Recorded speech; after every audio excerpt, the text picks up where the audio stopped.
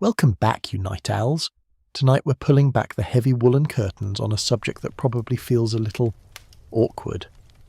Imagine for a moment that you're not snuggled in your warm bed, but instead you're standing in a drafty longhouse, firelight dancing on the smoke-stained beams above. The air smells of wood smoke, roasted meat and unwashed wool.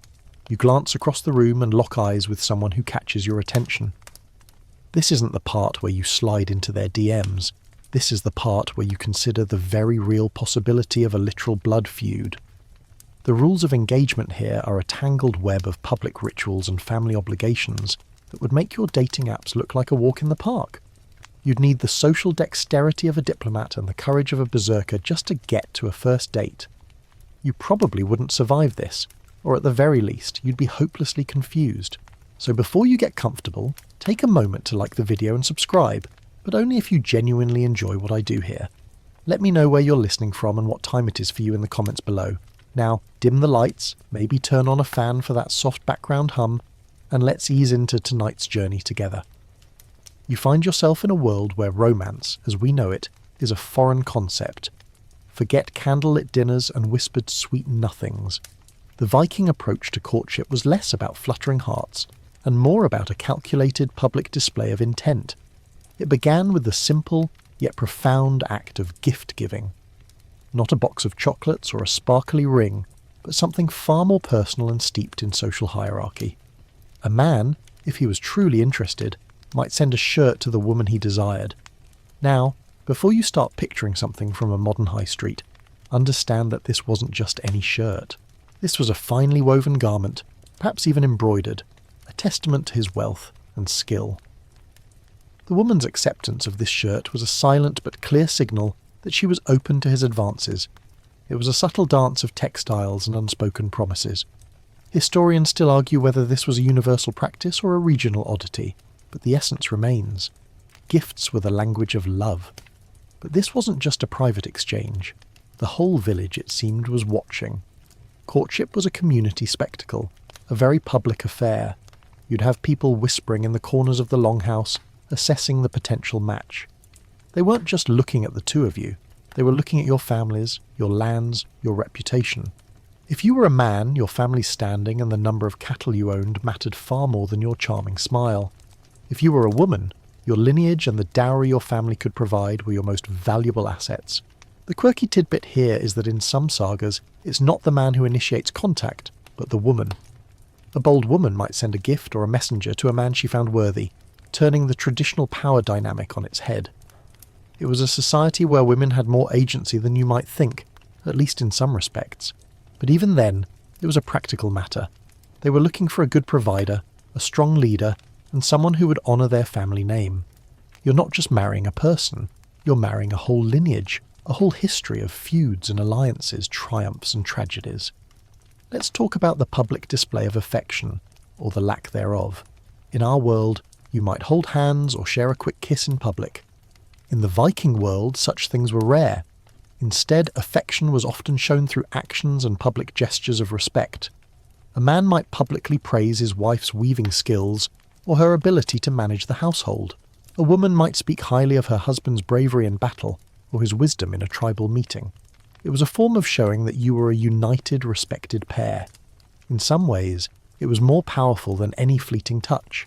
It was a declaration of partnership, of shared goals and a united front against a brutal world.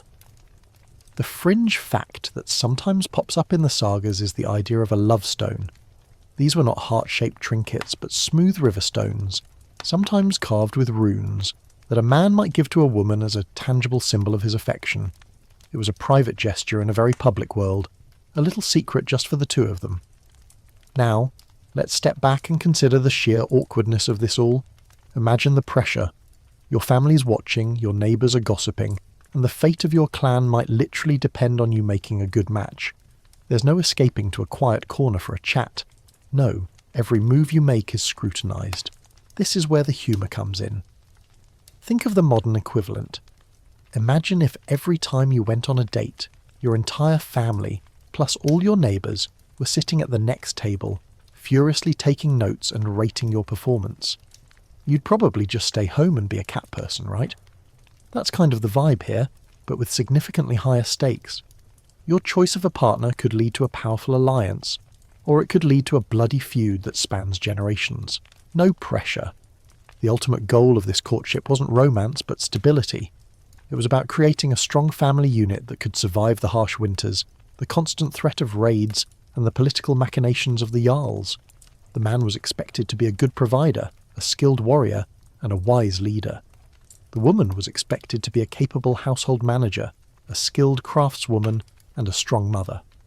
Their union was a practical solution to the problem of survival. The mainstream historical fact is that Viking society was fundamentally patriarchal, but with a surprising amount of power and autonomy for women within their designated roles. A woman, for example, held the keys to the longhouse, a symbolic and very real representation of her control over the household. Her word was law within the walls of her home, and a man who went against her could find himself in a world of trouble. So you can see how this all starts to get a little complicated. The Viking world wasn't a land of simple, brutal warriors. It was a complex, nuanced society with its own strange customs and rituals. The way they approached love and relationships was a reflection of their worldview. Practical, communal, and intensely focused on survival. You might not survive the social pressures, the public scrutiny, or the sheer awkwardness of a courtship that's more of a business negotiation than a romantic journey. But by the end of this journey, you'll have a new appreciation for the complexities of a people often misunderstood. You'll understand why a shirt could mean more than a diamond ring, and why a public compliment was a grander gesture than a private kiss. You'll see that in their world, love was a luxury, but a strong, stable partnership was a necessity, and they went to great lengths to ensure they had one. Now, let's see how these carefully orchestrated courtships blossomed, or withered, into something else entirely. So you've navigated the awkward public dance of Viking courtship.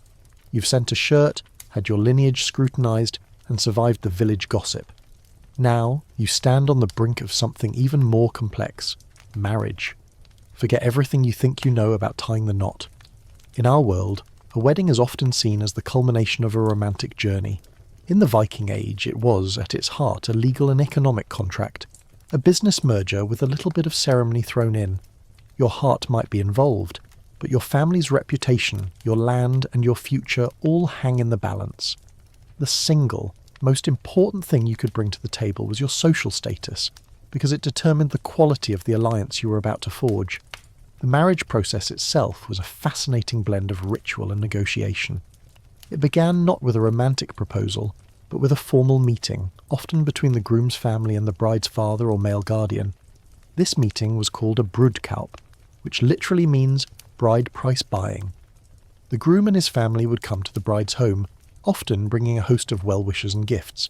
This wasn't a time for quiet conversation. It was a loud, boisterous affair with feasting and a lot of drinking.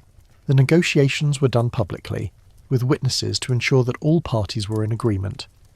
The families would haggle over the munda, or the bride price, which was a sum of money or property that the groom's family paid to the bride's father.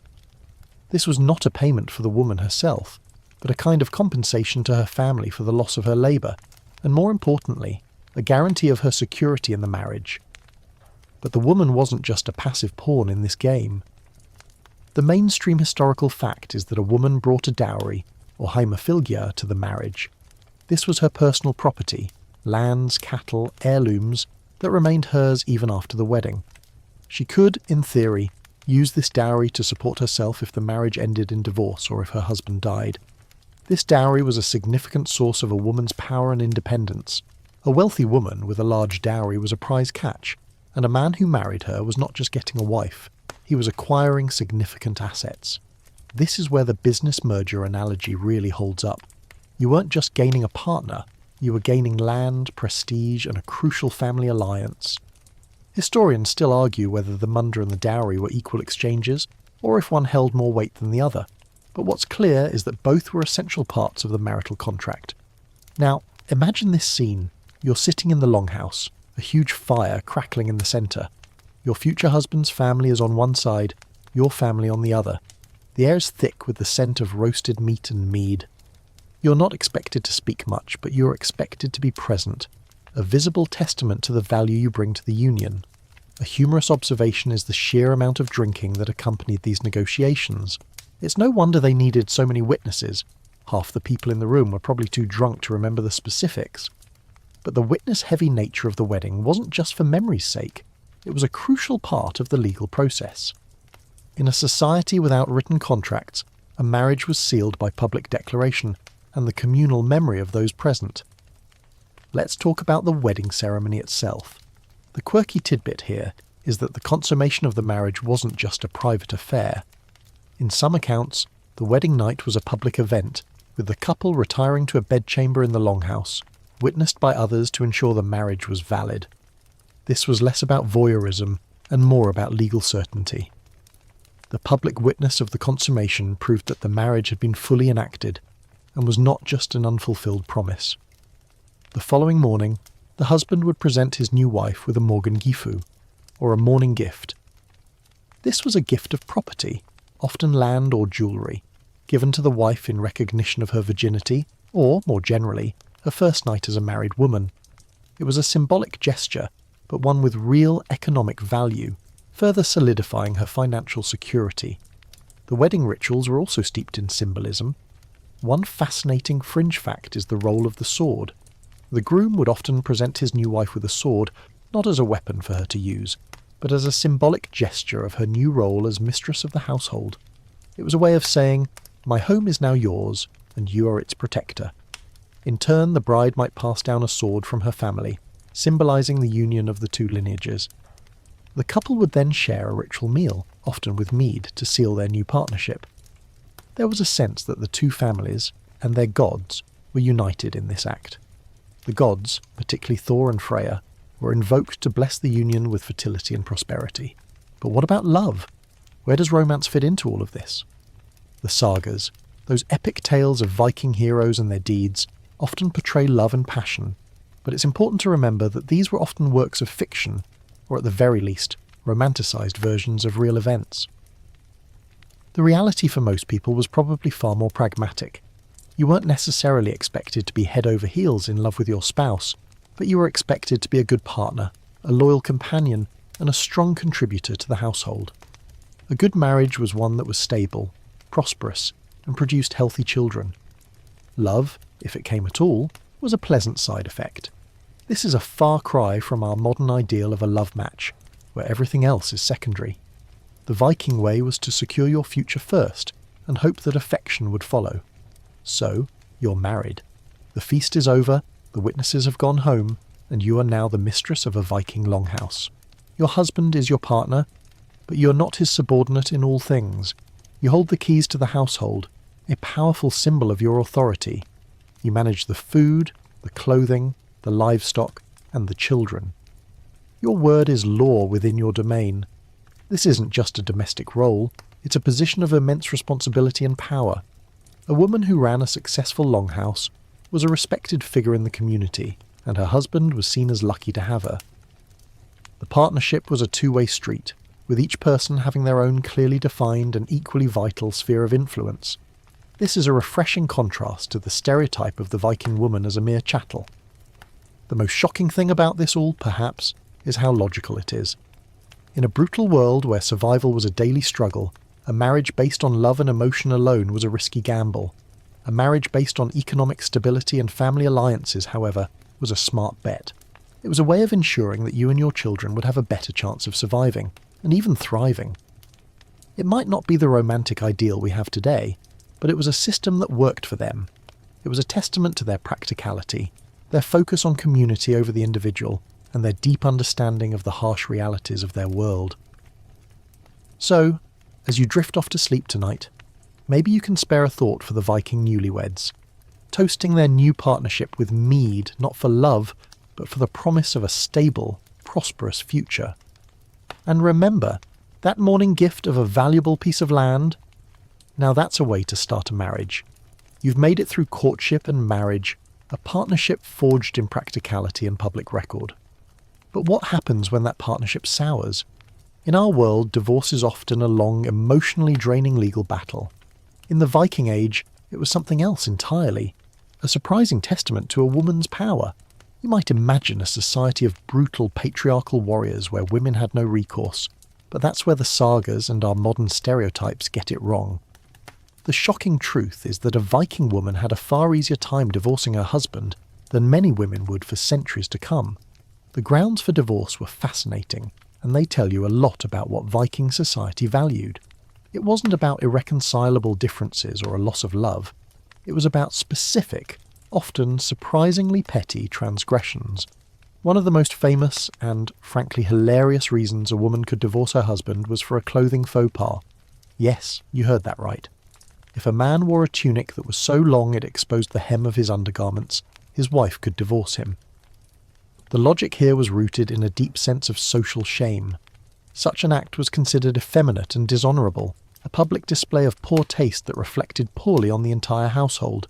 It wasn't about the clothing itself, but about the social disgrace it represented. It's the ancient equivalent of your husband wearing socks with sandals to a black tie event, and you just can't take it anymore. The fringe tidbit here is that this specific rule shows up in the Icelandic law codes, known as the Gragas, which were some of the most detailed and progressive legal texts of their time. But the clothing issue wasn't the only grounds. A woman could also divorce her husband if he struck her.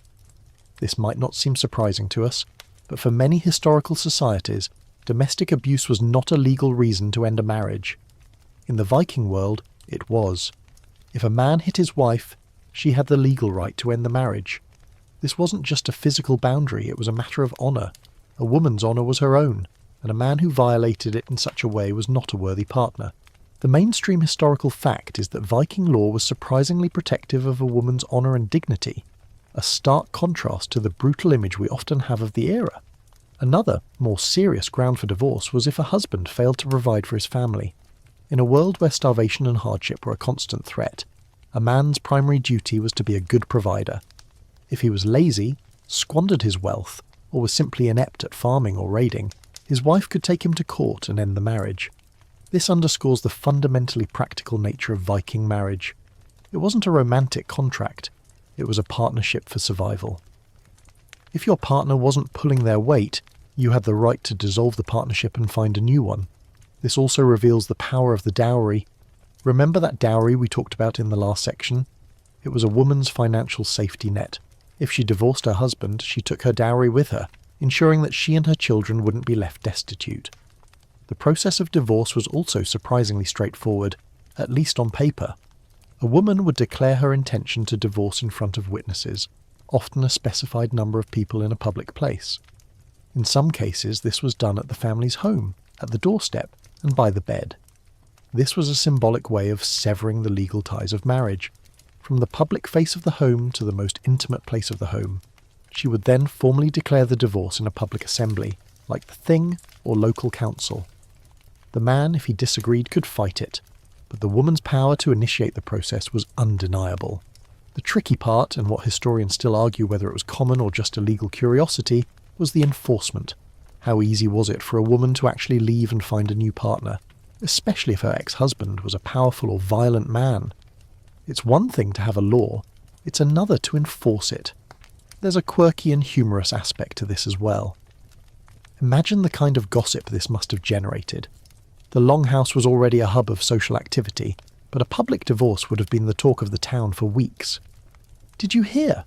Gudrun divorced Bjorn because his tunic was too long. Can you believe it? It brings a human, almost comically petty element to a society we often see as nothing but blood and thunder. It reminds you that these were people, with all the strange hang-ups and social anxieties that we have today, just with slightly different rules. It's the kind of thing that would make for a great TV show, isn't it? Real Housewives of the Longhouse. The power to divorce gave women a significant amount of leverage in their marriages. A husband knew that if he mistreated his wife, failed to provide, or publicly shamed her, she had an escape route. This created a kind of check and balance within the marriage. While the man was the head of the household in a public sense, the woman had her own sphere of influence and a legal means to protect it. This is a far cry from the submissive, silent woman we often imagine. Viking women were savvy, they were independent, and they were not to be trifled with. The legal texts also reveal another fringe fact. A woman could divorce her husband if he wore female clothes. This wasn't just a matter of cross-dressing.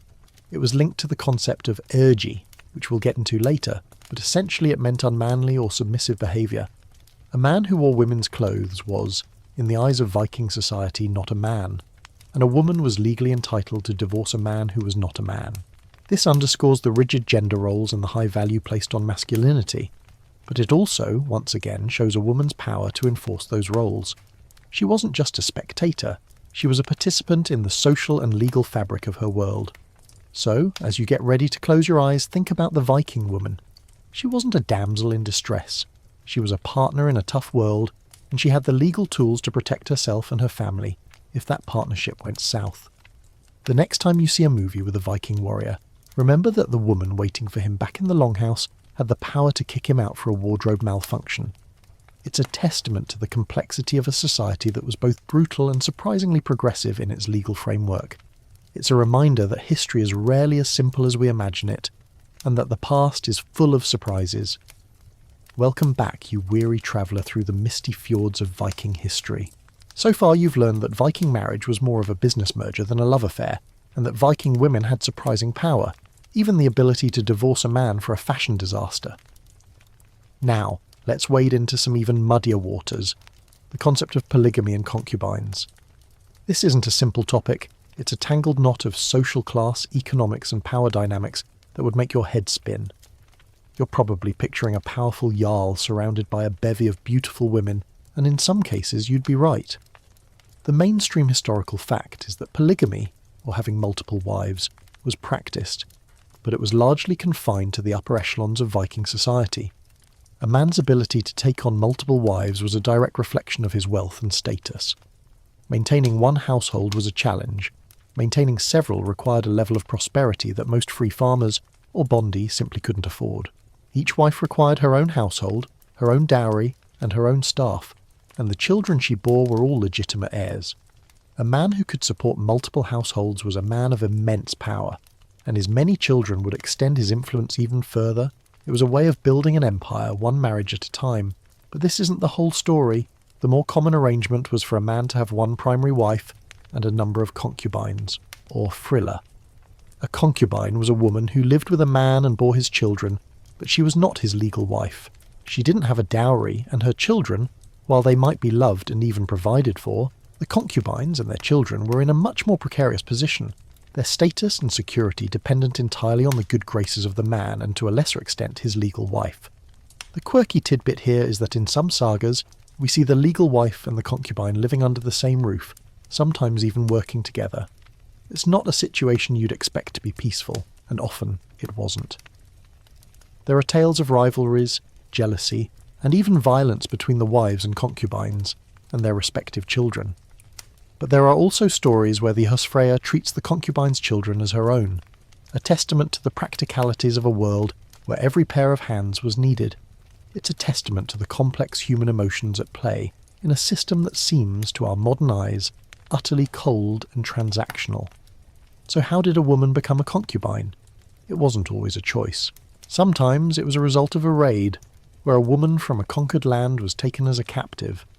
Other times it was a result of a family's poverty, where they saw a concubinage as a way to ensure their daughter's survival. It was a step up from being a slave, but a step down from being a legal wife. A concubine's status was always in question. The children she bore were not fully legitimate heirs, and her own security was always tenuous. A man could cast her aside at any time, and she would have little to no legal recourse. But what about the men? Why did they do it? For a powerful jarl, a concubine could be a way to have more children, a way to expand his lineage without the formal, legal and economic obligations of a full marriage. It was a way to exercise power and display wealth. The more women and children a man could support, the more powerful he was seen to be. This is a concept that's hard for us to grasp today, but in a society where a family's strength was measured in numbers, having many children, legitimate or not, was a symbol of success. Historians still argue whether the practice of concubinage was a widespread social norm or a more fringe practice. The evidence is scattered, but it's clear that it was a recognised part of the social fabric, even if it wasn't a part of the formal legal code. This brings us to a humorous thought. Imagine the family gatherings. You have the legal wife, the concubine, and all their children under one roof. The tension in the room must have been palpable. Who sits where at the dinner table? Who gets the best cuts of meat? Who gets to wear the nicest clothes? The longhouse wasn't just a home, It was a complex social hierarchy, with a clear pecking order that everyone, from the children to the adults, understood. It was a system that, while seemingly unfair, had its own twisted logic. It was a way of organising a society where power and wealth were everything, and a man's lineage was his most valuable asset. The difference in status between a wife and a concubine was also reflected in their legal standing. A wife had a dowry, a contract, and the legal right to divorce her husband. A concubine had none of these things. Her position was entirely dependent on the man. If he died, she could be left destitute, unless the legal heirs chose to provide for her. This is why the distinction between a wife and a concubine was so important. It wasn't just a title, it was a matter of survival. It was a reminder that in the Viking world, a woman's power, while sometimes surprising, was often tied directly to her legal status. So, as you get ready to drift off to sleep, think about the Longhouse, a place that was not just a home but a complex social ecosystem, a place where a woman's value was determined by her lineage and her legal status, a place where love might exist, but it was often overshadowed by the harsh realities of power, wealth, and survival. The next time you hear a tale of a Viking warrior, remember that his story was often intertwined with the lives of multiple women, his wife, his concubine, and their children, all living in a delicate and often tense balance. It's a reminder that the Viking world was far more complicated than the simple tales of conquest and glory would have you believe. So you've witnessed the complex dance of Viking marriage and the fraught world of concubines. Now let's talk about the next logical step: children. In a society so obsessed with lineage, where bloodlines were a matter of life and death, what happened to the children born outside of the formal legal framework? The answer is a surprisingly nuanced and often heartbreaking tale of social standing, pragmatism, and the constant struggle for legitimacy. In our world, the concept of an illegitimate child often carries a heavy social stigma, but in the Viking Age the lines were a little blurrier. A child's status was determined not just by who their parents were, but by the circumstances of their birth and, most importantly, their father's willingness to acknowledge them. The mainstream historical fact is that a child born to a concubine was not a legal heir in the same way as a child born to a legal wife. They couldn't inherit their father's lands or titles, and their place in the family hierarchy was always tenuous. However, this didn't mean they were cast out. A powerful man might publicly acknowledge his illegitimate children, providing them with gifts, a good education, and even a place in his household. They were often referred to as lausungar, or freeborn children, a term that acknowledged their parentage while also highlighting their lack of legal rights. The quirky tidbit here is that a father's public acknowledgement was a powerful, almost magical act. He would take the child onto his knee and give them a name, and in doing so he would symbolically make them his own. This act, while not granting them full inheritance rights, granted them a place in the family and the protection of the clan. A child who was not acknowledged, a bjarma or child of a bear, was in a much worse position. They were often left to the care of their mother, and their father was under no legal or social obligation to provide for them. This is where the cruelty of the system becomes apparent. The fate of a child was entirely dependent on the whim and honour of the father. This brings us to a humorous though dark thought experiment. Imagine a wealthy jarl surrounded by his many children. He's a powerful man, and his children are all vying for his attention. You have the children of his legal wife, the ones who are guaranteed their inheritance, walking around with an air of entitlement. Then you have the children of his concubines, the lausungar, who are constantly trying to prove their worth, their bravery, their skill in battle, anything to earn their father's favour. It's a real-life Game of Thrones, played out in a smoky longhouse with the fate of a family dynasty hanging in the balance. The social dynamics must have been fascinating and at times incredibly tense. The role of the mother in all of this was crucial. A concubine standing in the household was often a reflection of her children's standing. If she bore a particularly strong or promising son, her position might be elevated. If she bore a weak or sickly child, her position might be even more precarious. The children of concubines were often raised by their mothers, but they would also be part of the larger household, learning from the legal wife and her children. They were a part of the family, but they were also, in a way, outsiders. It's a paradox that historians still argue whether it created a system of ruthless ambition or one of surprising compassion. Was it a system designed to produce the best and most cunning heirs, or was it a system that simply left too many people vulnerable? let's talk about the specific legalities. The Gragas, those fascinating Icelandic law codes, are our best source for this. They state that a man could only have one legal wife, but they also acknowledge the existence of concubines and their children. The law was clear. The children of a concubine could not inherit land, but they could be granted a portion of their father's movable property such as jewellery, weapons or cattle. This was a way of ensuring they were not left destitute, but it also ensured that the main family lineage remained intact. The system was designed to protect the integrity of the family and its land, which was, after all, the most important asset. A humorous aside is that this all sounds incredibly complicated, doesn't it? It's like a Viking-era legal drama, with lots of long-winded speeches and very specific rules about who gets what and why. It probably made for great entertainment at the local assembly. So, what did this all mean for the children themselves? It meant a life of uncertainty. A legitimate son knew his destiny. He would inherit the family farm, marry a woman of a similar social standing, and continue the family line. An illegitimate son had no such certainty. He had to make his own way in the world, often by becoming a warrior, a sailor, or a poet. The sagas are full of stories of illegitimate sons who go on to do great things, becoming famous for their bravery and their deeds. It's a testament to the fact that while they were not born with a silver spoon, they were often born with a fire in their belly, a desire to prove their worth in a world that had, at first, denied them a place. The fringe fact here is that in some cases the children of concubines could be adopted by the legal wife. If a woman was childless, she might choose to adopt her husband's illegitimate son, thereby granting him some of the rights and privileges of a legitimate heir. It was a rare occurrence, but it shows a surprising degree of flexibility and compassion in a system that often seems rigid and cruel. It's a reminder that even in the most brutal of times, people found a way to adapt, to make things work, and to, in their own way, love. As you drift off tonight, think about the children of the Viking Age, the ones who knew their destiny from birth, and the ones who had to fight for every scrap of respect and recognition. It's a reminder that in every society there are winners and losers, those who are born with privilege and those who have to earn it. And in the end, it's not always the birthright that determines the legacy, but the actions of the person themselves. In the Viking world, an illegitimate son with a good sword arm and a heart full of courage could often rise to a position of power and prestige, a testament to a society that, for all its flaws, valued skill and bravery above all else. Welcome back, you who braved the midnight journey with me.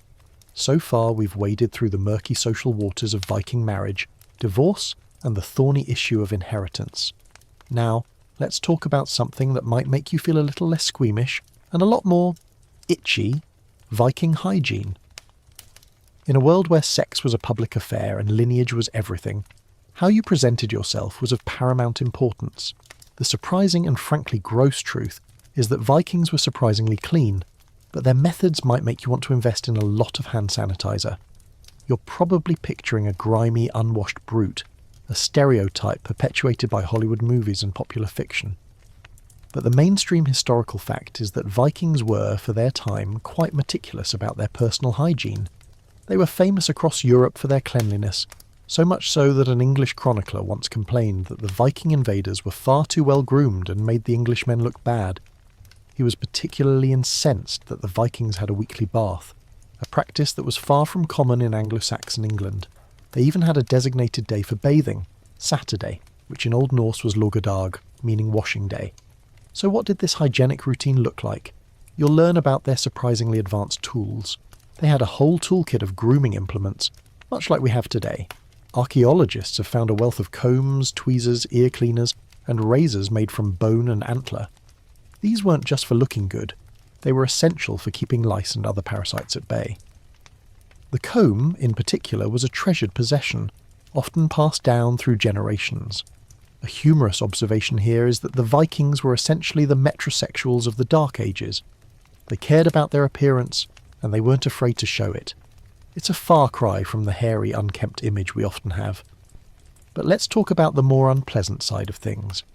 While they were clean by medieval standards, their methods were, shall we say, a little unconventional. The quirky tidbit is that they often used urine for washing their hair. Yes, you heard that right. The ammonia in urine acted as a natural detergent, and it was used to clean and bleach their hair. This was particularly popular among the men, who in some regions were known to dye their hair blonde. It's a method that would certainly make your modern hairstylist faint, but for them, it was a practical and effective way to get the job done. It also brings a whole new meaning to the phrase "don't pee in the shower." Another fringe fact is that they use soap, but not the kind you're thinking of. Their soap was often a mixture of animal fat and lye, a potent alkaline solution. It was a harsh but effective cleanser. They would also use a kind of soap-like substance made from a plant called soapwort. It's a reminder that even in a world without supermarkets, people found ways to stay clean. But it wasn't just about cleanliness. It was also about scent. They were known to use fragrant herbs and flowers to make themselves smell better, a necessity in a world without deodorants. A man who smelled good was a man who was seen as more attractive and more civilized. So how did this all relate to sex and attraction? A clean, well-groomed person was a person of status. It showed that you had the time and resources to care for yourself, and it was a sign of respect for your community. A dirty, unkempt person was a person of low status, and they were often looked down upon. A man who was well-groomed and smelled good was more likely to attract a woman with a good dowry. A woman who was clean and well-kept was more likely to find a strong, wealthy partner. It was a cycle of cleanliness and social mobility. Historians still argue whether the English chronicler's observations were an exaggeration, a product of cultural prejudice, or a factual account, but the archaeological evidence of their grooming tools suggests that there's a lot of truth to it. Now let's talk about the more communal aspects of hygiene. Bathing was often a public affair. They would all get together in a communal bathhouse or a hot spring if one was available, and wash together. This was a social event, a time for gossip and conversation. It was a far cry from our private solitary showers. It's a humorous thought to imagine a bunch of burly Vikings scrubbing each other down and chatting about the latest raid. It's a testament to the communal nature of their society. Nothing was truly private, not even your bath. This all ties back to the idea of what was considered normal in sex.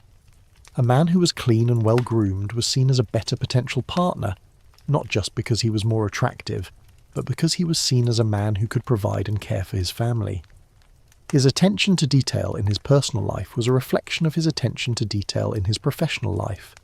It was a sign of a good husband, a good father, and a good leader.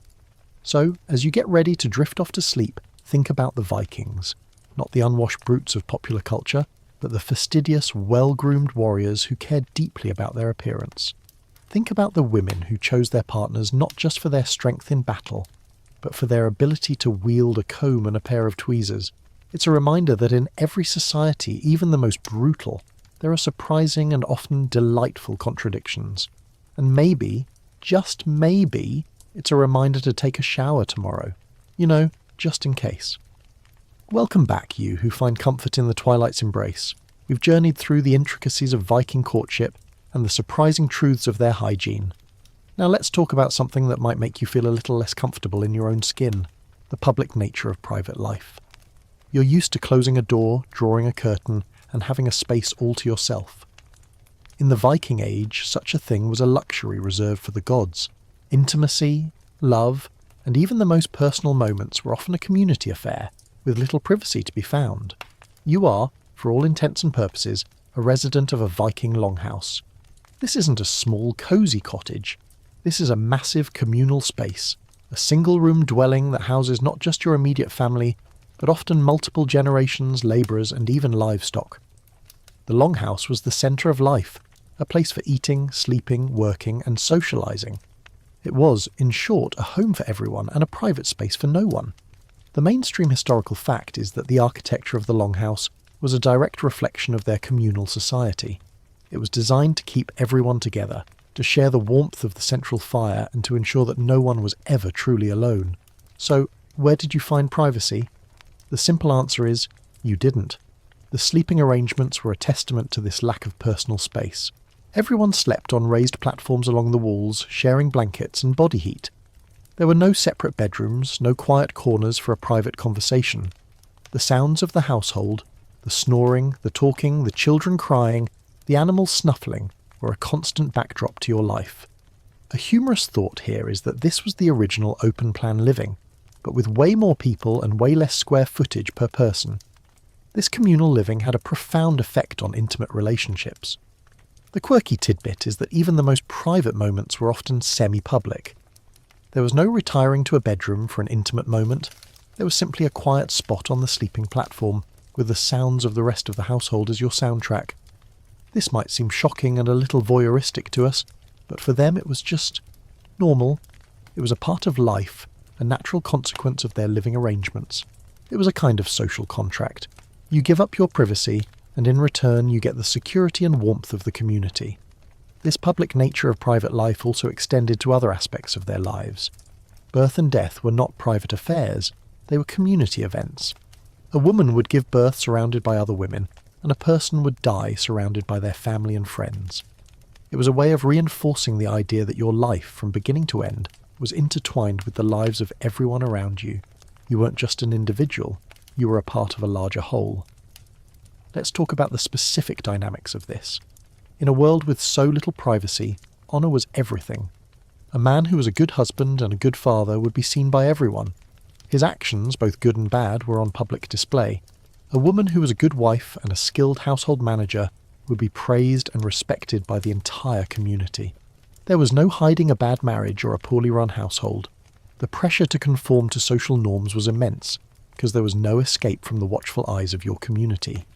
Historians still argue whether this constant scrutiny created a more honourable society or one filled with hypocrisy, with people pretending to be something they weren't in order to maintain their social standing.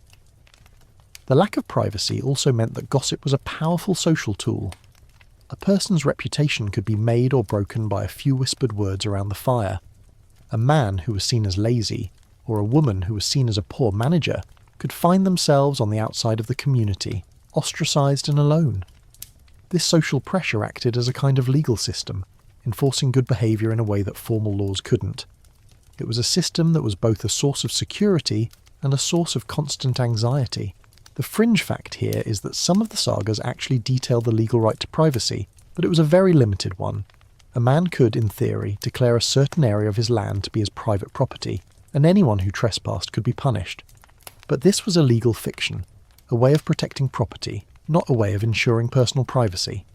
The concept of a quiet, secluded space for one person simply didn't exist. So, as you get ready to close your eyes, think about the Longhouse, a place of constant noise, constant light and constant company, a place where you were never truly alone, but you were never truly lonely either. It was a world that was both claustrophobic and comforting, a place where the lines between public and private were blurred to the point of non-existence. It's a reminder that our modern obsession with personal space and privacy is a relatively new invention, and that for most of human history life was lived in the full view of others. And maybe, just maybe, there's a lesson to be learned from that. Welcome back, you brave soul, navigating the twilight of history with me. We've explored the Longhouse and its lack of privacy, and now we turn our attention to the men who inhabited it. What did it mean to be a man in the Viking Age? Forget the simple, two-dimensional caricature of a brute with a big axe. The reality of Viking masculinity was a complex, often brutal, and deeply codified set of expectations that would be utterly foreign to a modern man. You're a Viking man. Your worth is not measured by your salary, your car, or your social media following. Your worth is measured by your strength, your courage, your ability to provide, and your reputation. The mainstream historical fact is that a man's reputation, or drengskapet, was his most valuable asset. It was built on his deeds, his loyalty, and his skill in battle. A man who was considered drenga was a man of honour, and he was respected by everyone. A man who was not was nothing. This reputation was a public ledger, a story told in the sagas and in the whispers around the fire. It was a pressure cooker, a constant reminder that your every action was being judged. So how did you earn this reputation? First and foremost, you had to be a warrior. The Viking Age was, after all, an age of constant conflict. You were expected to be skilled with a sword, an axe, and a shield. You were expected to be brave in battle, to face death without fear, and to fight for your family and your jarl. The man who shirked his duties as a warrior was a man who lost his reputation. He was seen as a coward, and he was treated with contempt. The quirky tidbit here is that this wasn't just about fighting in big glorious battles. It was also about standing up for your family in a blood feud, a long and often brutal cycle of revenge that could span generations. A man's masculinity was tied to his ability to protect his own, but masculinity wasn't just about violence. A true man was also a provider. He had to be a skilled farmer, a shrewd trader, and a wise leader. He had to be able to run a successful farm to ensure his family had enough to eat through the long, harsh winters. He had to be able to trade his goods for things his family needed, and he had to be able to lead his household and his community. The man who failed to provide was a man who failed in his duty, and he was often divorced by his wife, as we discussed earlier. It was a life of constant work and constant pressure, with no room for error. This brings us to a humorous point. Imagine the sheer amount of pressure a Viking man was under. He had to be a warrior, a farmer, a husband, and a leader all at once. It's like being a CEO, a professional athlete, and a master gardener all rolled into one. It's no wonder they had such a short life expectancy. A man who could do all of these things and do them well was a man of immense respect. A man who couldn't was a man who was seen as weak, or, even worse, as ergy, a concept so shameful we'll get to it in the next section. Let's talk about the more personal aspects of masculinity. A man's appearance, as we've learned, was important. He was expected to be well-groomed, with a neatly trimmed beard and well-kept hair.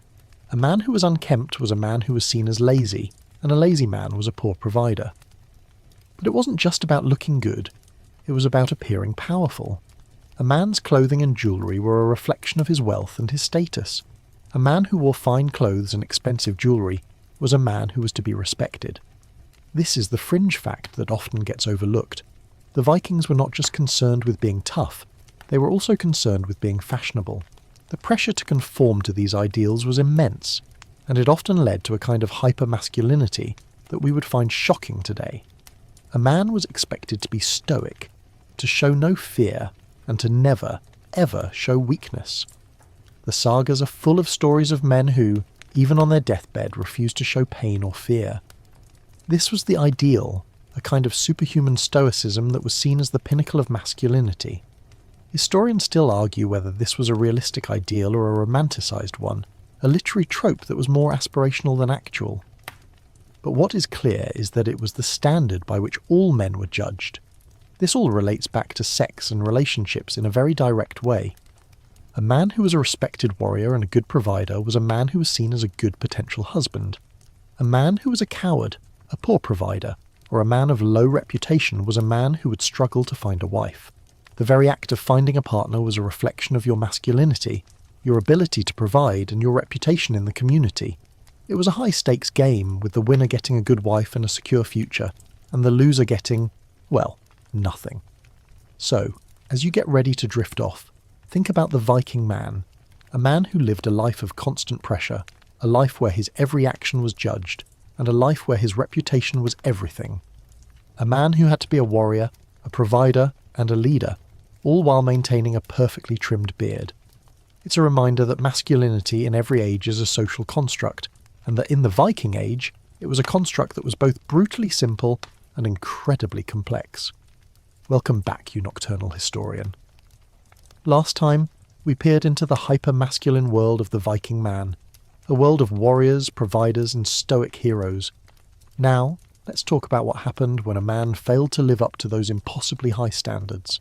We're going to talk about a word, a concept, that was so shameful, so utterly terrifying, that it could ruin a man's life forever. Ergy. To be ergy was to be unmanly.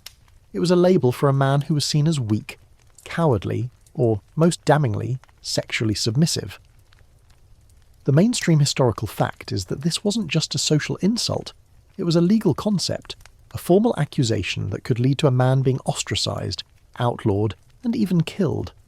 A man who was ergy was not a man at all in the eyes of Viking society. He was an object of contempt, a person whose honour had been so utterly destroyed that he had no place in the community. This was the ultimate shame, a fate worse than death itself. So, what exactly made a man ergy? The most direct and shocking answer is that it was primarily a label for passive homosexuality.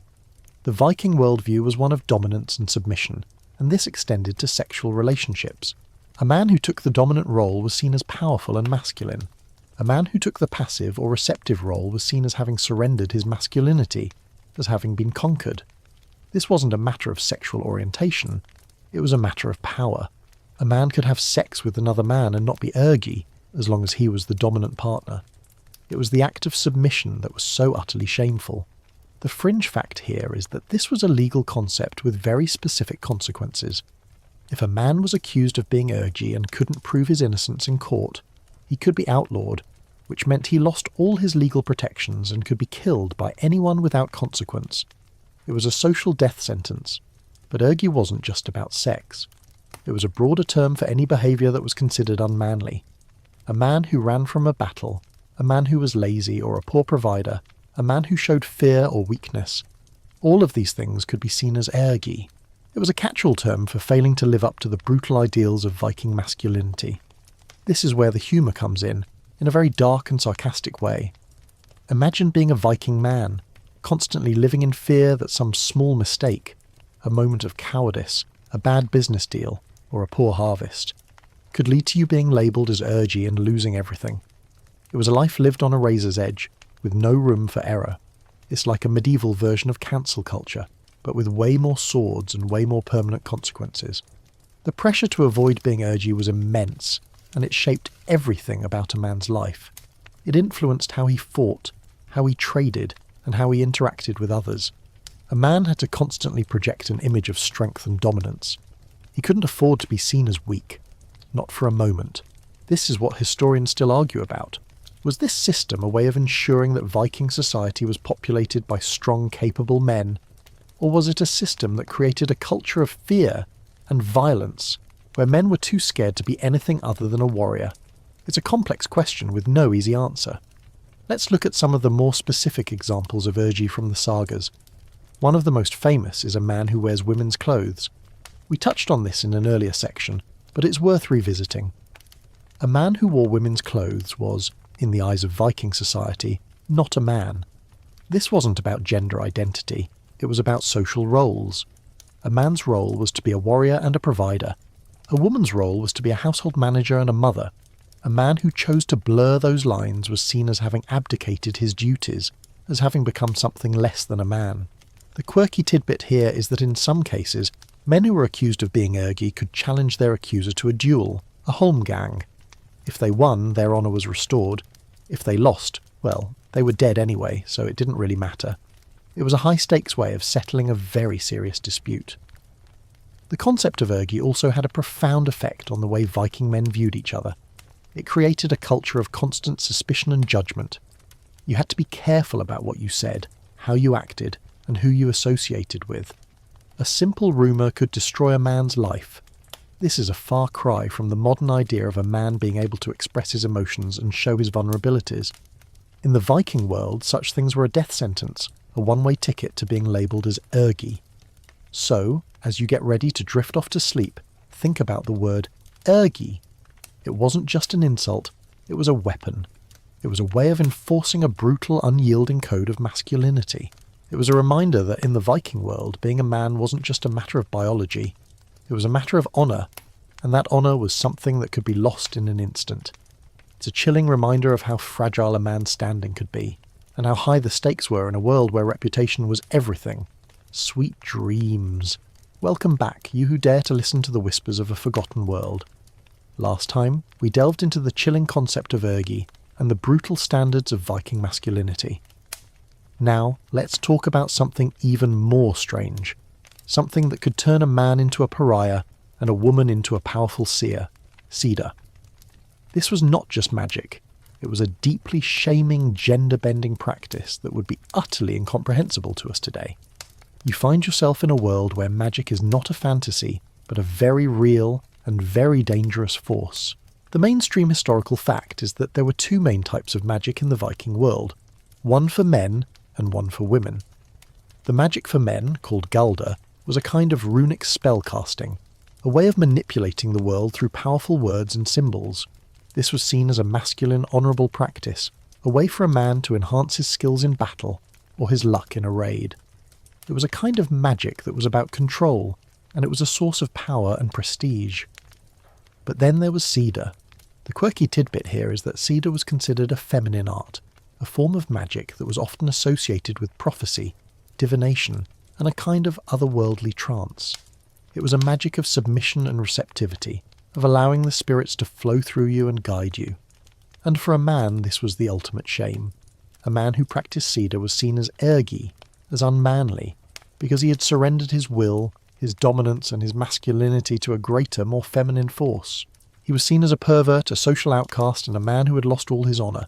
So why was this? It all comes back to the idea of power and control. A man's magic, Galda, was about taking control of the world, about bending it to his will. A woman's magic, Seda, was about surrendering control, about allowing the world to flow through her. For a man to practice Seda was for him to take on a feminine role, to become passive where he should be active, to become submissive where he should be dominant. It was a violation of the most fundamental gender roles in Viking society. The sagas are full of stories of men who practice Seda and are immediately shamed and ostracised. It was a fate worse than death, a complete loss of identity. But for a woman, Seda was a source of immense power. A woman who was a Seidkona, or a seeress, was a respected and feared figure in the community. She was often consulted for her prophecies, her ability to heal, and her ability to curse. Her magic was seen as a natural extension of her feminine nature, a way of tapping into the mysterious and powerful forces of the universe. She was a woman who had a direct line to the gods, a person who could see the future and change the course of destiny. This is what historians still argue about. Was the shaming of male practitioners of Seda a way of reinforcing gender roles, or was it a way of keeping a powerful and potentially dangerous form of magic in the hands of women, thereby maintaining a balance of power? The practice of Seda was a fascinating ritual. It often involved a woman sitting on a high seat, a Seidjal, and entering a trance-like state. She would then sing a chant, a vadlokur, that would draw the spirits to her. The process was often described in the sagas as a kind of sexual act, a way of uniting with the otherworldly forces. This is the fringe fact that often gets overlooked. The connection between magic and sexuality in the Viking world was a very real and very visceral thing. The Seidkona was not just a fortune teller.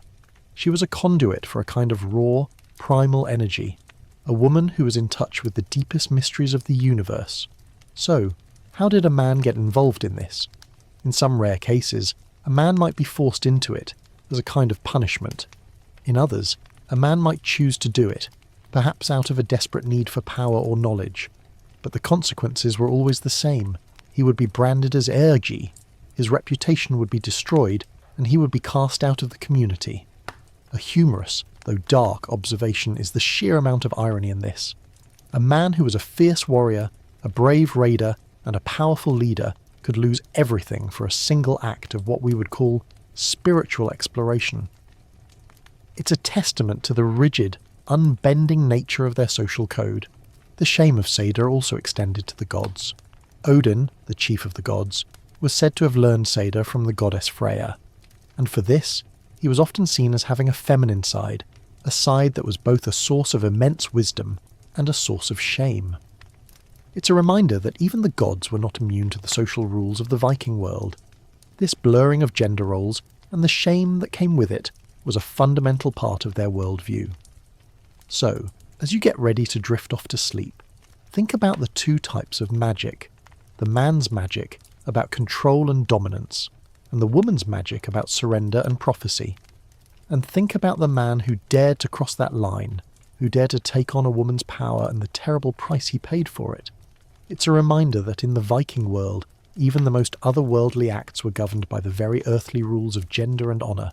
Sweet dreams. Welcome back, you who find solace in the dark corners of history.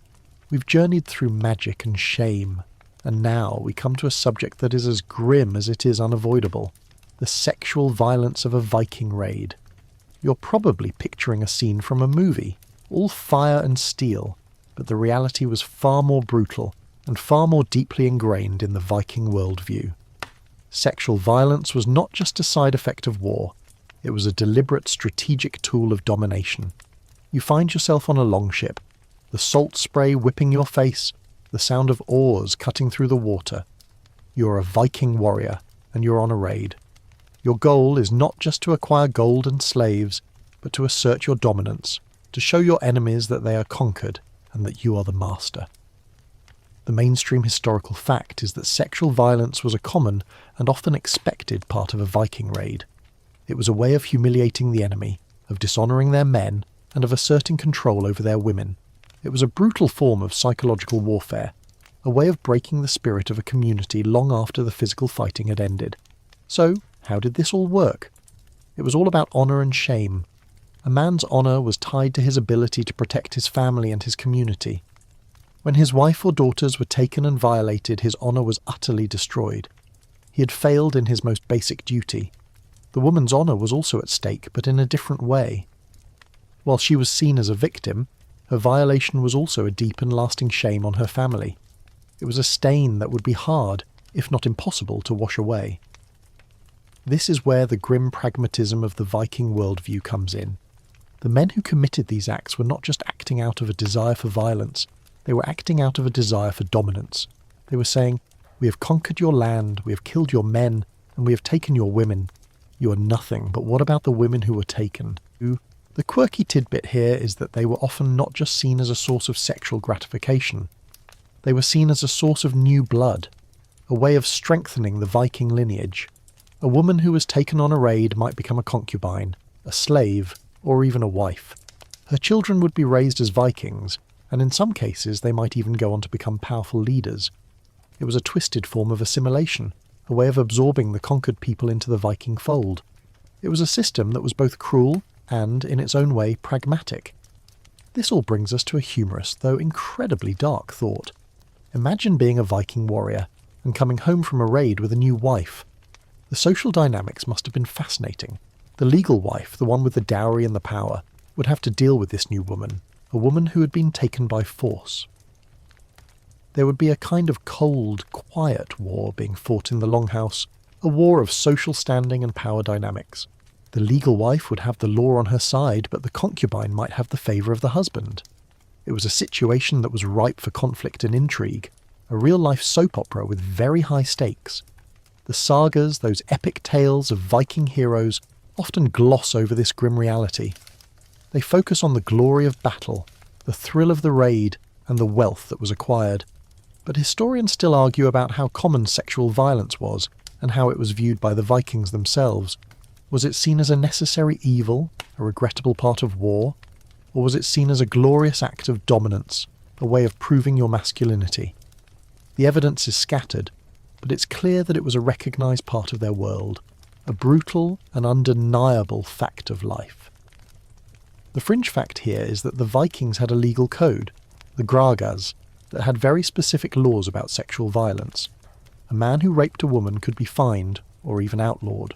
But this was only if the woman was a free woman, a member of the community. If the woman was a slave or a captive, the laws were much less clear. It was a system that was designed to protect the women of the community, but it offered little to no protection for the women who were considered outsiders. This is a stark reminder of the tribal, us versus them mentality of the Viking world. So, as you get ready to drift off to sleep, think about the woman who was on the receiving end of this brutality. A woman who lost her home, her family, and her honour, all in the space of a single day. A woman who had to learn to survive in a new world, a world where she was an outsider, a world where her past was a source of shame. It's a sobering reminder that history is not just about the winners, the brave warriors and the powerful kings. It's also about the losers, the forgotten people who are on the receiving end of the violence and the brutality. It's a reminder that in every age the price of war is paid not just in gold and blood, but in the shattered lives of the innocent. Sweet dreams. Welcome back, you who listen to the whispers of a world long gone. We've just navigated the grim realities of sexual violence in Viking raids, a topic as dark as the deepest fjord. Now, let's turn our attention to something a little more subtle, but no less powerful, erotic poetry. You might be picturing something from a modern romance novel, but in the Viking Age certain kinds of love poetry were not only taboo, but were considered more potent and dangerous than a physical act. In our world, poetry is often seen as a gentle romantic art form. In the Viking world, it was a weapon. The mainstream historical fact is that skaldskaper, or the art of the skald, was a highly respected and complex form of poetry. A skald was a court poet. a person who had the power to praise a king in a way that would immortalize him, or to insult a rival in a way that would utterly destroy his reputation. The power of words was immense, and a master poet was a person of immense power. But there was a darker side to this. A certain kind of erotic poetry called nid was considered so dangerous that it was a legal offence, a form of verbal assault. Nid was a poem that accused a man of being ergy, of being unmanly and sexually submissive.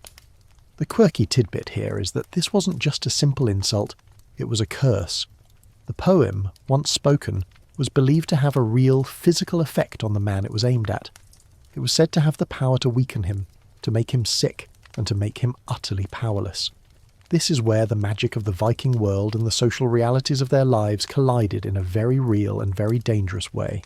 So, why was this kind of poetry considered so powerful? It comes back to the idea of honour and shame. A man's honour was everything. It was his reputation, his social standing, his worth. To be accused of being ergy was to have your honour stripped away, to be left with nothing. The poem, the Enid, was the vehicle for this destruction. It was a public declaration of a man's shame, a story that would be whispered around the fire and remembered for generations. The sheer public nature of this verbal assault made it so potent. It was a way of shaming a man in front of his entire community, of destroying his reputation in a way that a sword couldn't. This is what historians still argue about. Was the power of Nid a real, magical power? Or was it a social power? Did the poem have a physical effect on the man? Or did the social shame of the accusation cause him to become sick and weak? The sagas often portray it as a kind of magic, but it's hard for us to say what the reality was. What is clear is that the fear of Nid was very real, and it was a powerful tool for social control. A man who was a rival to a powerful Jarl would have to be very careful, lest he be targeted by the Jarl's schooled with a devastating piece of poetry. Let's talk about the specific content of this poetry. The Enid would often be filled with incredibly specific and humiliating details, accusing a man of everything from cowardice to sexual deviance. A humorous observation is that the Vikings had a lot of creative ways to insult each other, and they were not afraid to use them. The poetry would be filled with kennings, those complex metaphors that the Skalds were famous for. But instead of praising a man's bravery, they would be used to highlight his shame. For example, a man might not be called a coward directly, but he might be called a bitch in the face of battle, a far more potent and insulting accusation. The fringe fact here is that this kind of poetry wasn't just a legal offence, it was an act of war.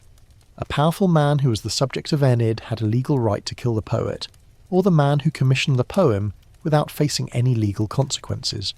It was a way of ensuring that a man could defend his honour, even from a verbal attack.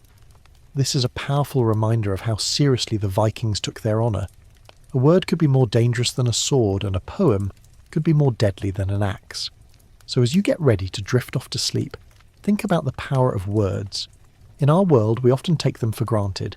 We use them to flirt, to argue, and to tell stories. But in the Viking world, a word could be a weapon, a curse, or a death sentence. A simple poem could destroy a man's life, a testament to a society where honour was everything, and shame was a fate worse than death. It's a reminder that language is not just a tool for communication. It is a force of immense power, and it can be wielded for good or for evil. Sweet dreams. Welcome back, you who listen to the whispers of a world where gods walked the earth. We've explored the dangerous power of erotic poetry, and now let's turn our gaze to the heavens, or rather to Asgard. How did the gods of the Viking pantheon influence mortal concepts of lust, love, and relationships? The answer is a fascinating and often contradictory tale of powerful deities who were as flawed and as passionate as the mortals who worshipped them. You are a Viking, and your world is filled with gods. They are not distant, ethereal beings. They are powerful forces who influence every aspect of your life. The mainstream historical fact is that the Viking gods were deeply intertwined with human desires. They were seen as reflections of the human condition, with all its glories and all its failings. They lusted, they loved, they fought, and they cheated, and in doing so they provided a kind of divine blueprint for human relationships. So let's talk about the two most important gods in this context, Freya and Odin. Freya was the goddess of love, beauty, fertility, and war. The quirky tidbit here is that she was also the goddess of Seda, that deeply shaming magic we discussed earlier. She was a deity of immense power and passion, a woman who had many lovers and who was not afraid to use her sexuality as a tool. She was the personification of female power, a woman who was both a source of love and a source of danger. For the Vikings, she was a kind of divine justification for a woman's power, a reminder that a woman who was beautiful and passionate could also be a force of immense destruction. She was a goddess who represented a very different kind of femininity than our modern sensibilities would suggest, a kind that embraced both sensuality and ferocity. Then there was Odin, the chief of the gods, the All-Father. He was a god of wisdom, magic, and war. But he was also a god of lust and trickery. He was known to have many lovers, both divine and mortal, and he was not afraid to use his magic to achieve his desires. He was a god who represented a kind of powerful but deeply flawed masculinity. He was a symbol of a man who was both a wise leader and a cunning manipulator. The sagas are full of stories of Odin's romantic escapades, and in doing so they paint a picture of a god who was as driven by his lust as he was by his search for knowledge. This brings us to a humorous thought. Imagine a Viking family arguing about their relationships and using the gods as their guide. Well, Odin had a dozen lovers, so why can't I, a husband might say? Yes, but Freya had a dozen lovers and a whole army of fierce warriors to back her up, a wife might retort. The gods were a kind of cultural justification for their own actions, a way of saying, we are just following the example of the divine. It was a system that was both a source of comfort and a source of conflict. But what about the other gods? Thor, the god of thunder, was the ultimate family man. He was married to the beautiful goddess Sif, and he was known for his love of his wife and children. He was a symbol of a good husband and a good father, a kind of divine role model for the everyday Viking man. His masculinity was not based on trickery or deceit, but on strength, loyalty, and a deep love for his family. He was the kind of god you could pray to for a good harvest and a safe journey, a god who represented the simple, honest values of the Viking world. This all relates to the idea of what was considered normal in sex and relationships in a very direct way. The gods provided a kind of moral compass, a set of divine rules that mortals could follow. A man who was a powerful leader and a cunning warrior might look to Odin for inspiration. A man who was a loyal husband and a good provider might look to Thor. A woman who was beautiful, passionate, and fierce might look to Freya. The gods were a kind of living, breathing mythology that shaped the way people thought about themselves and their relationships. Historians still argue about whether the gods were a reflection of the Viking worldview, or if the Viking worldview was a reflection of the gods. Was the Viking obsession with power and dominance a product of their gods, or were their gods a product of their obsession? It's a chicken and egg question with no clear answer. The fringe fact here is that the gods were often invoked in legal disputes, particularly those involving marriage and divorce. A man who was divorcing his wife might pray to Thor for a just outcome, and a woman who was divorcing her husband might pray to Freya. The gods were not just a source of inspiration, they were a source of justice, a kind of divine court that could be appealed to in times of conflict. So, as you get ready to drift off to sleep, think about the gods of Asgard. A pantheon of flawed, passionate and powerful beings who were as human as the mortals who worshipped them. A pantheon that provided a kind of divine justification for everything from love and lust to war and violence. It's a reminder that for the Vikings the line between the divine and the mortal was a very thin one, and that their gods were not just a source of myth and legend, but a source of life and lore. Sweet dreams. Welcome back, you who find peace in the quiet moments of the night. We've just navigated the divine passions of the Viking gods, and now let's bring it all back down to earth, literally. We're going to talk about a concept that was the very foundation of Viking life, the importance of fertility and land. You might think of sex as a matter of personal pleasure and connection, but for the Vikings it was a fundamental, almost agricultural act, a way of ensuring the prosperity of the land and the family.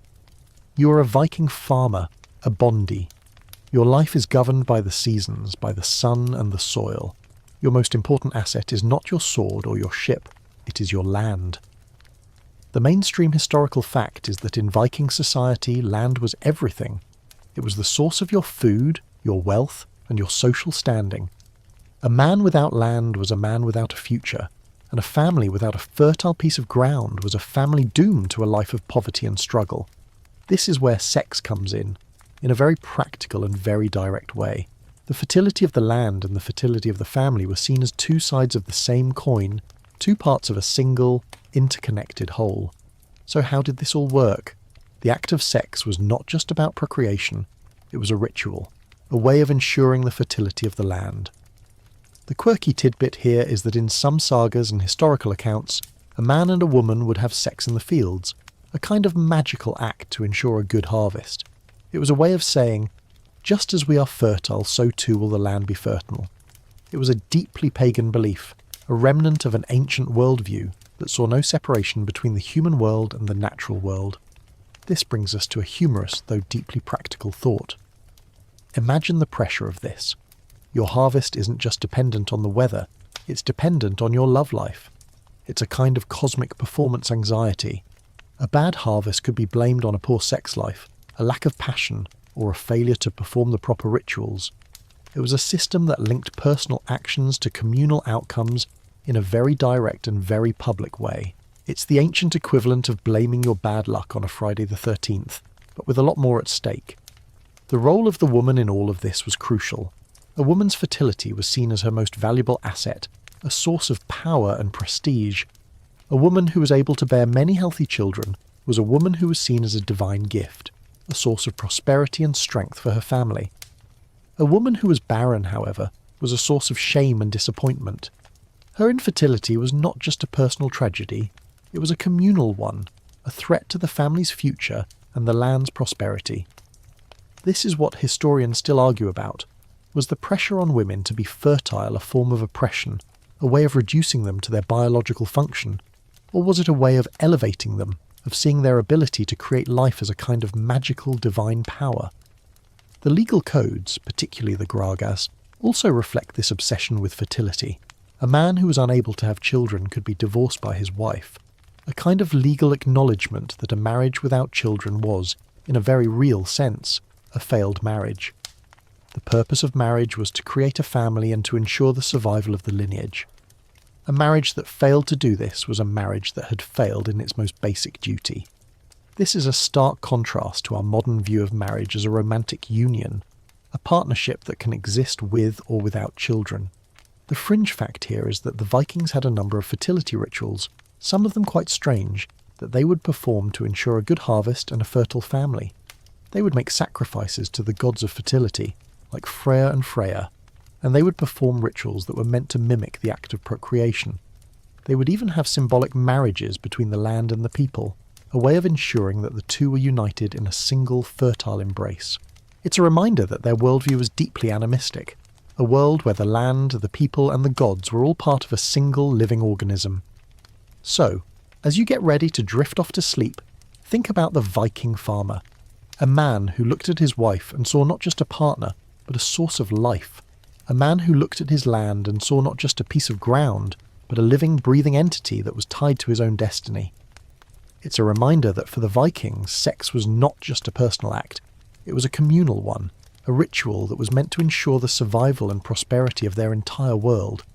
It's a reminder that for them, the personal was always political, and the intimate was always communal. Sweet dreams. Welcome back, you who listen to the whispers of a world where honour was everything. We've explored the sacred link between fertility and the land, and now let's talk about the stories that shaped the Viking worldview. The sagas. You might think of them as simple adventure tales, but in the context of sex and relationships, they were anything but. The sagas often romanticize and simplify a much more brutal and complicated reality, presenting an idealized vision of love and life that was far removed from the everyday experiences of most Vikings. You're a Viking, and you're sitting around the fire, listening to a skald recite a saga. The story is about a great warrior who falls in love with a beautiful, fierce woman. They face impossible odds, slay a few dragons, and in the end, they live happily ever after. This is the stuff of legends, the kind of story that gives you a thrill and a sense of pride. But the mainstream historical fact is that the sagas were not historical documents. They were literary works, often written down centuries after the events they describe. They were meant to entertain, to teach a moral lesson, and to provide a kind of mythical blueprint for a good life. In doing so, they often created a kind of romantic lie, a simplified version of reality that was much more appealing than the truth. So, what was the romantic lie? It was the idea of a love match, a marriage based on mutual affection and passion. The sagas are full of these kinds of stories, where a man and a woman fall in love at first sight and defy their families to be together. This is a far cry from the reality of Viking marriage, which was, as we've learned, a business merger based on family alliances and dowries. The sagas present an ideal that was almost impossible to achieve for the average Viking, a kind of perfect love that was a product of the poet's imagination, not the farmer's reality. The quirky tidbit here is that many of the most famous love stories in the sagas end in tragedy. The lovers are separated, they are killed in battle, or their love is thwarted by a blood feud. This is a kind of dark humour, a way of saying, this is what happens when you try to defy the social rules. This brings us to a humorous thought. Imagine a young Viking man, fresh from listening to a saga, trying to woo a woman with a love poem. "Oh, my beautiful shield maiden," he might say, "my heart burns for you like a forge." She, a pragmatic woman who has to manage a household and raise children, would probably roll her eyes. "Less poetry, more cattle," she might reply. The sagas were a kind of wish fulfillment, a way of escaping the brutal realities of life. They were a place where love could conquer all, where a hero could win the heart of a goddess, and where a man could be more than just a farmer or a warrior. They were a fantasy, and like all good fantasies, they were a powerful tool for shaping the way people thought about their lives. The sagas also romanticized the role of women. They are often portrayed as fierce shield maidens, wise seeresses, or beautiful princesses. These women are powerful, independent, and often have a strong say in the decisions of their family. This is a far cry from the reality of the average Viking woman, who, while having surprising power, was often confined to the domestic sphere. The sagas present an idealized version of womanhood, a kind of feminine ideal that was a product of the poet's imagination, not the reality of a woman's life. This is what historians still argue about. Were the sagas a reflection of the reality of women's power, or were they a kind of literary wish fulfillment, a way of giving women a kind of power in fiction that they didn't have in reality? The fringe fact here is that in some sagas, the women are the ones who instigate the violence. They are the ones who push their husbands and sons to go on a blood feud, to seek revenge, and to fight for their honour. This is a kind of dark but powerful portrayal of women's power. It shows that even if they were confined to the domestic sphere, they could still have a profound effect on the world outside of it. They were the ones who held the family's honour in their hands, and they were the ones who would go to any lengths to protect it. So as you get ready to drift off to sleep, think about the sagas, a collection of stories that were both a source of inspiration and a source of deception. They presented a world of perfect love and brave heroes, a world that was much more appealing than the brutal reality of Viking life. They were a reminder that in every society we tell ourselves stories to make sense of our world, and that sometimes those stories are a kind of lie. But they are a lie that we need, a lie that gives us hope and a sense of meaning in a world that is often cruel and unforgiving. Sweet dreams. Welcome back, you who find comfort in the quiet of the night. We've just navigated the romantic lies of the sagas, those epic tales that often master brutal reality. Now, let's talk about something that the sagas often got right, but which modern culture often misunderstands: a woman's sexual pleasure. You might think of the Viking Age as a time of male dominance, where a woman's pleasure was an afterthought. But the truth is far more nuanced, and a woman's sexual satisfaction was considered not just important, but essential for a happy and prosperous marriage. You're a Viking wife, the husfreyja of a bustling longhouse. Your duties are immense. You manage the household, you raise the children, and you are the keeper of the family's honour. But your duties also extend to the marriage bed. The mainstream historical fact is that a Viking woman had a right to sexual satisfaction, and a husband who failed to provide it could be divorced. This wasn't just a matter of personal happiness, it was a matter of law. The Icelandic law codes, the Gragas, had very specific clauses about this. A woman who was not sexually satisfied could divorce her husband on the grounds that he was unmanly or unfit. This wasn't just a verbal accusation. It was a legal claim that could result in the dissolution of the marriage and the return of her dowry. So, why was this so important? It all comes back to the idea of fertility in the land. A woman who was sexually satisfied was a woman who was more likely to conceive. Her pleasure was seen as a kind of magical catalyst, a way of ensuring that the family line would continue and that the land would be fertile. The quirky tidbit here is that this was a kind of cosmic feedback loop. The more pleasure a woman had, the more fertile she was, and the more fertile she was, the more prosperous the family would be. It was a kind of divine reward system, a way of saying, a happy wife is a happy life, but with much higher stakes. This brings us to a humorous though practical thought. Imagine the conversations around the fire. A man might boast about his skills in battle or his prowess as a trader, but he would be equally judged on his ability to please his wife. A man who was a good lover was a man who was seen as a good husband and a good provider. A man who was not was a man who was seen as a failure, a man who was at risk of being divorced and losing his family. It's a kind of performance pressure that would make a modern man sweat. It was a constant reminder that a man's worth was not just measured by his actions in the outside world, but by his actions in the most private of spaces. The sagas, for all their romantic lies, often touch on this theme. The powerful, passionate women of the sagas are often portrayed as being in command of their own desires. They are women who know what they want, and they are not afraid to demand it. This is a kind of literary reflection of the reality of Viking lore. The sagas were a way of giving a voice to a woman's power, a way of showing that a woman's desire was a force to be reckoned with. This is what historians still argue about.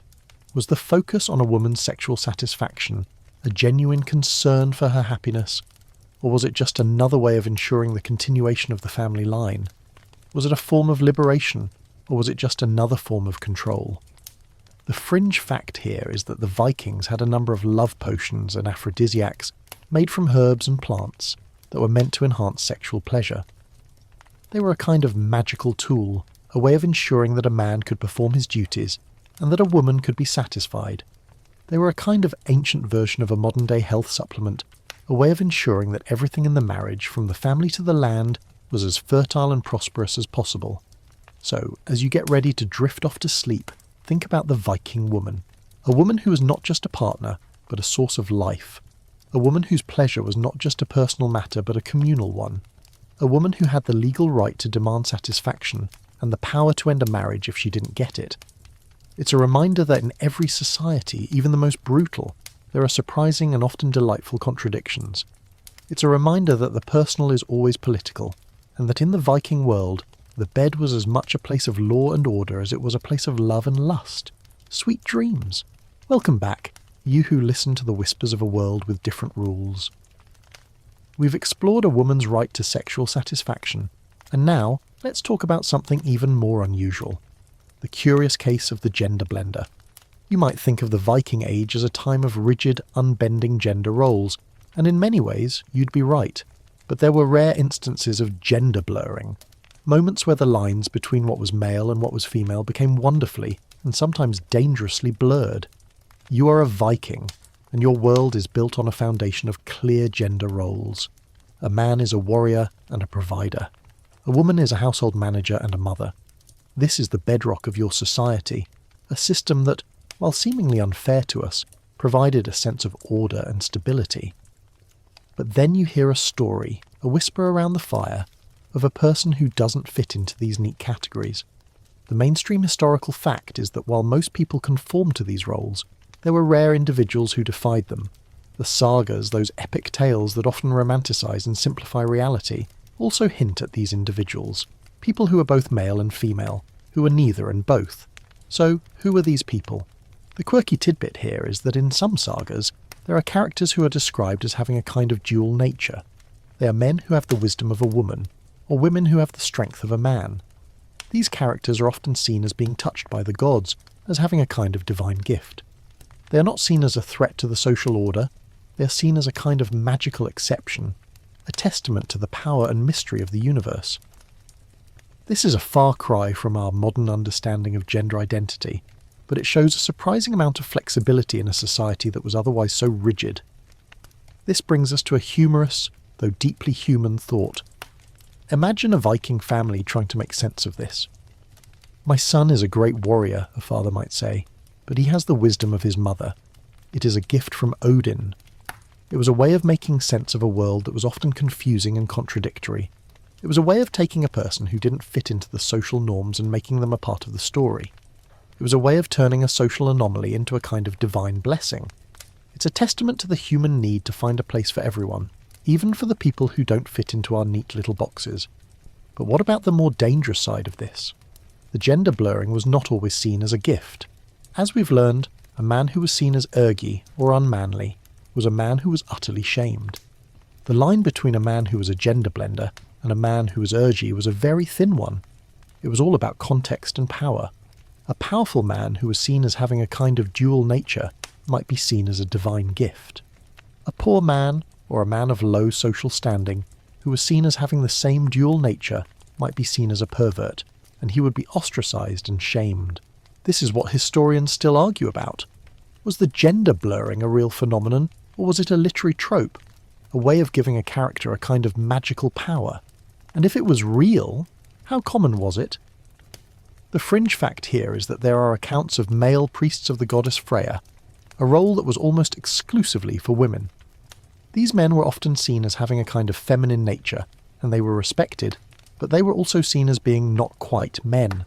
They were in a kind of social limbo, a space between the masculine and the feminine, a place that was both powerful and precarious. They were a living, breathing testament to the fact that in the Viking world, the lines between male and female, between the sacred and the profane, were not always as clear as they seemed. This all relates back to the idea of what was considered normal in sex and relationships. The gender blenders were a kind of living, breathing challenge to the social norms. They were a reminder that the world was more complex than it seemed, and that the rules of gender and honour were not always absolute. They were a kind of cosmic wild card, a person who could not be easily categorised, and because of that, they were a source of both fear and fascination. They were a reminder that in every society there are people who defy the norms, and that those people are often the ones who are the most interesting. So, as you get ready to drift off to sleep, think about the gender blenders, the men with the wisdom of women and the women with the strength of men, the people who didn't fit into the neat little boxes of Viking society, and who, because of that, became a kind of mythic figure. It's a reminder that even in the most brutal and rigid of times, there is always room for a kind of beautiful human anomaly. It's a reminder that the story of a culture is never as simple as we think it is, and that the past is full of surprises. Sweet dreams. Welcome back, you who have braved the long dark journey with me. We have sailed through Viking courtship, delved into the intricacies of their laws, and even glimpsed the lives of those who defied their social norms. Now, we come to the end of our journey, but not the end of the story. The curious and often brutal world of Viking sex and relationships, with its strange laws and its fierce sense of honour, did not simply vanish into the mists of time. It left a lasting mark, a ghost of Viking lust that still echoes in some of our modern laws. You are a modern person, living in a world of written contracts, legal precedents, and personal privacy. You believe that your laws are a product of a long, unbroken chain of legal thought, a steady march towards a more just and equitable society. But the mainstream historical fact is that many of our modern legal concepts, particularly those surrounding marriage, property and personal honour, have their roots in ancient legal codes, including those of the Vikings. The Icelandic law code, the Gragas, with its very specific rules about divorce, property and a man's honour, was not just a historical curiosity, it was a foundational text that would influence legal systems across Europe for centuries to come. So, where do we see these echoes today? The quirky tidbit here is in our modern laws of defamation. The Viking concept of nid, that incredibly potent and dangerous form of verbal assault, is a kind of ancient precursor to our modern laws of slander and libel. A man who was the subject of nid was a man who had his reputation destroyed, and he had the legal right to seek justice. In our modern world, a person who is the subject of a false and damaging statement also has the legal right to seek justice, to sue for damages, and to have their reputation restored. The methods are different, but the core idea is the same. Words have power, and a person's reputation is a valuable asset that needs to be protected. This brings us to a humorous, though sobering thought. Imagine a modern court case where a person is suing another for defamation, and the lawyers are arguing about the Viking concept of enid. Your Honour, My client's reputation has been utterly destroyed by the defendant's words. One lawyer might say, it is a kind of modern-day NID. The other lawyer might retort, Your Honour, the defendant's words, while perhaps a bit rude, are not a death sentence as they would have been in the Viking Age. It's a kind of legal drama that would be both hilarious and deeply educational, a reminder that the past is never truly gone. But the echoes of Viking law are not just in our legal codes, they are in our social norms as well. The fringe fact here is that the Viking emphasis on a man's honour and a woman's honour is still with us today, in a very different form. We still judge people on their reputation, on their word, and on their ability to be a good partner and a good provider.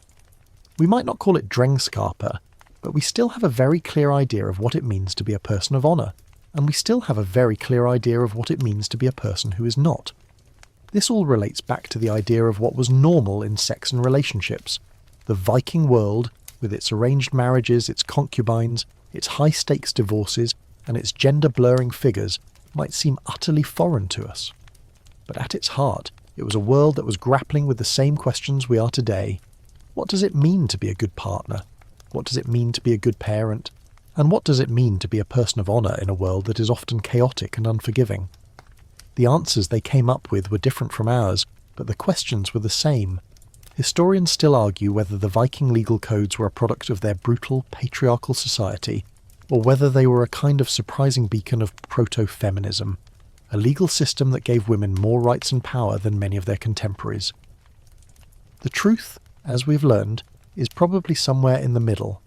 It was a system that was both a product of its time and a kind of anomaly, a legal framework that was both brutal and surprisingly progressive. So, as our journey comes to a close, think about the Vikings, not as the simple two-dimensional brutes of popular culture, but as a complex, nuanced people who were grappling with the same human desires and anxieties that we are today. A people who had a strange and often brutal way of dealing with love, sex and relationships, but a people who, in their own way, were trying to build a world that was just and a world that was honourable. The final embers of the fire are glowing softly now, casting long shadows across the walls of our imaginary longhouse. The sounds of the night are fading into a gentle hum, and the stories of the Vikings are becoming a distant memory. It's time to let go of this world and return to your own.